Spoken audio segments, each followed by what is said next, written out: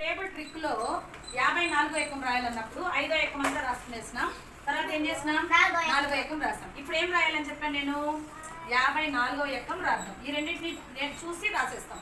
ఎలా రాస్తాం? ఇక్కడ చూడండి, ఇక్కడ 5 ఉంది, 4 అట్లే వేసేసుకుందాం. 54 ఒకట్ల 54.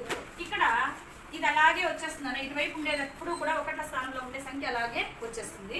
ఈ రెండింటిని అట్లే వేసేస్తున్నాం. తర్వాత ఇక్కడ 4 డిజిట్లు వచ్చినాయి కదన్నా, ఈ 3 కలిపేయాలి. ప్రతిదీ ఇది కలుపుకుంటే వెళ్ళిపోవాలి. ఇది 2 అట్లే వచ్చేస్తుంది. ఇక్కడ ఎంత ఉంది? 15 కోటి గుర్తు ఎంత? 16. ఇక్కడ ఎంత ఉంది? 6 వచ్చేస్తుంది. 20 కోటి గుర్తే 21. ఇక్కడ 0 వచ్చేస్తుంది. ఇక్కడ ఎంత ఉంది? 2. 25 2 కుడితే 27. ఇక్కడ ఎంత ఉంది? 4. ఇక్కడ ఎంత ఉంది? 30కి 2 కుడితే 32. ఇక్కడ ఎంత ఉందన్నా? 8.